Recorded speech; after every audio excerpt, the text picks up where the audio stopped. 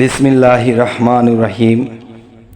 হে সমস্ত মুসলিমগণ, হে সমস্ত ধার্মিকগণ, আপনাদের সামনে আজকে এমন একটি আলোচনা নিয়ে হাজির হলাম। সে আলোচনাটি খুবই গুরুত্বপূর্ণ এবং যিনি শুনবে এবং এই জিনিসগুলো মানবে, ইনশাল্লাহ তার ইহকাল পরকালে তিনি ধন্য হয়ে যাবে। তো ইহকাল পরকাল ধন্য হবে কেন, এর বিষয়টা হলো, যদি আপনি পৃথিবীতে একজন নবীর সাথে মুসাফা করতে পারেন, হাত মুসাফা যদি করতে পারেন, তাহলে এই ব্যক্তিটি ধন্য জীবন হবে। তবে আজকে যে আলোচনাটি নিয়ে এসেছি কোরআনের সূরা থেকে, আর সেই সূরাটি হলো সূরা সোবা। সূরা সোবা, এই সূরাটি যে গুণগত মান রাসূল করিম সাল্লাল্লাহু আলাইহি সাল্লাম বলে গেছেন যে এই সূরাটি যদি সর্বদা কেউ পাঠ করতে থাকে, তখন কি হবে, যে কিয়ামতের দিন যে পৃথিবীতে এমন কোনো নবী নেই যার সাথে তার হাত মুসাফা হবে না। তাহলে বোঝা গেল রাসূল করিম সাল্লাল্লাহু আলাইহি সাল্লাম তিনি যে কথাটি বলেছেন যে প্রত্যেকটি নবীর সাথে তার হাত মুসাফা হবে। শুকরিয়া, শুকরিয়া, আল্লাহর কাছে লাখো কোটি শুকরিয়া আমরা যেন এটি মানতে পারি।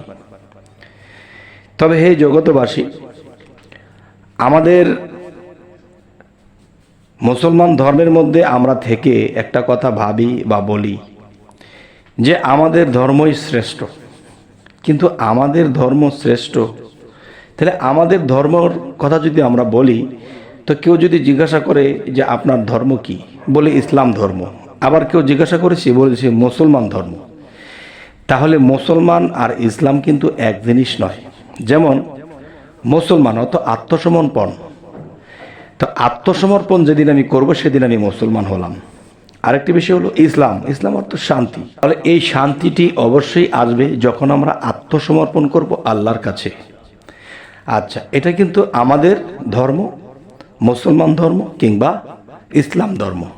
তাহলে মুসলমান যিনি আত্মসমর্পণ করলো, তিনির মধ্যে শান্তি বিরাজমান হবে, আর সেটাকে ইসলাম বলা হয়েছে। যাই, আজকের যে কথাটি বলবো, সূরা সোবা, এই সূরাটি যদি কেউ সর্বদা পাঠ করে কিংবা টাইম টু টাইম পাঠ করে, তাহলে পৃথিবীতে এমন কোনো নবী বাদ নেই, কিয়ামতের দিবসে সকল নবীর সাথে তার হাত মুসাফা হবে। আলহামদুলিল্লাহ। তাহলে আপনারাই বলুন, এমন ব্যক্তি কি কখনো দোজখবাসী হতে পারে? যার সাথে এত নবীর হাত মুসাফা হবে, এমন ব্যক্তি কি কখনো দোজখবাসী হতে পারে? তবে হ্যাঁ, যেই বাক্য রাসূলের মুখে বলা এবং যেই বাক্য রাসূলের মুখে আমাদের শোনা বা গ্রন্থের মধ্যে পেয়ে বিশ্বাস করা আর এই আইনগুলো মানা, তাহলে আল্লাহ আমাদের কত সুযোগ রেখেছে। নবী হযরত মুহাম্মদ সাল্লাল্লাহু আলাইহি সাল্লাম তিনি চলে গেছে 1450 বছর আগে, কিন্তু তিনিকে তো আমরা সশরীরে কখনো দেখিনি। তবে কিয়ামতের দিবসে এমন কোনো নবী বাদ থাকবে না। সকল নবী যদি হাত মুসাফা করে, তাহলে আমি তো এমনি জান্নাতি হয়ে যাব ইনশাআল্লাহ।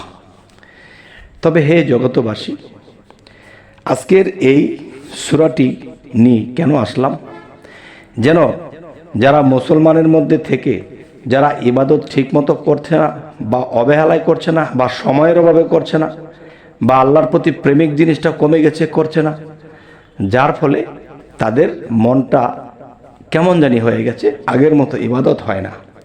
তাই রাসূল করিম সাল্লাল্লাহু আলাইহি সাল্লামের যে বাণী, এই বাণী থেকে আপনাদেরকে এই কথাগুলো শোনানোর উদ্দেশ্য এটাই, যেন আপনাদের ভিতরে একটা জিনিস জাগ্রত হয় যে এত সুন্দর কথা আর এত সুযোগ সুবিধা আমাদের জন্য রেখেছে, যে এই সূরা সোবা যদি আমরা পাঠ করি নিয়মিত, তাহলে পৃথিবীতে এমন কোনো নবী বাদ থাকবে না যে হাত মুসাফা করবে।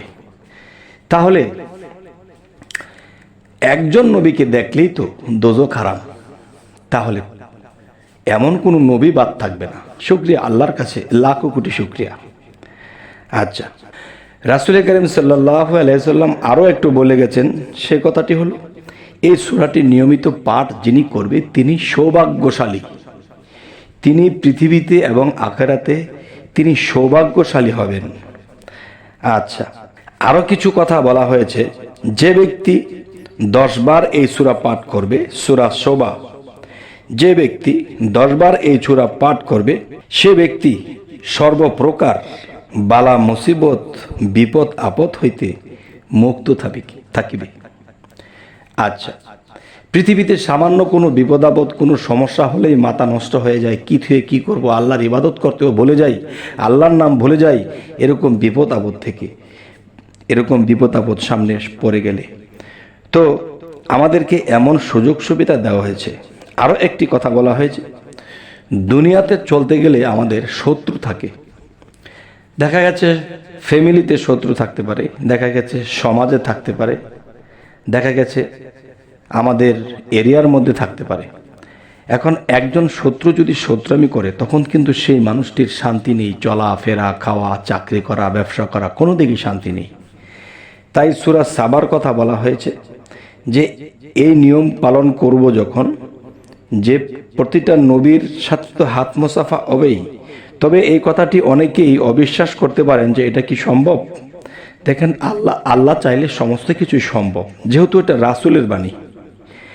আচ্ছা, তাই এখন বলবো যে এই সূরাটি নিয়মিত যারা পাঠ করে তাদের কাছ থেকে শয়তানও দূরে থাকবে, তাদের পিছনে যে মানুষ শয়তান আছে কুটনামি করে এ ধরনের শয়তানও দূরে থাকবে এবং শত্রু তার থেকে দূর হয়ে যাবে। তবে হে জগতবাসী, আপনাদের সামনে যে আলোচনাগুলো আমি নিয়ে আসছি, এই আলোচনাগুলো আসলে যদি চিন্তা করি এবং মানতে যাই তাহলে চিন্তা করলে মনের মধ্যে একটা আনন্দ জাগে যে আল্লাহ এত সুযোগ সুবিধা রেখেছে কিন্তু আমরা করি না।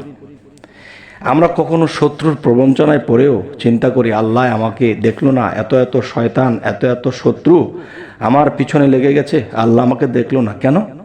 আল্লাহ তো অবশ্যই দেখবে। আল্লাহ বলতে তো তুমি উসিলা করো, আমার গ্রন্থ, আমার রাসূলের বাণীতে কিছু কথা আছে তা তোমরা মানো, আমার কোরআনের মধ্যে কিছু কথা আছে তা তোমরা মানো, অবশ্যই তোমরা উপকার পাবে, ভালো থাকতে পারবে। তবে হে জগতবাসী, আজকের এই আলোচনা আপনাদের কেমন লাগলো এবং সামনে আপনারা কি ধরনের আলোচনা চাইতেছেন অবশ্যই আমাকে কমেন্টে জানাবেন। এবং আমাদের চ্যানেলে যদি আপনি নতুন হয়ে থাকেন অবশ্যই সাবস্ক্রাইব করে নেবেন। তো আজ এ বলেই রাখছি, সকলেই ভালো থাকবেন।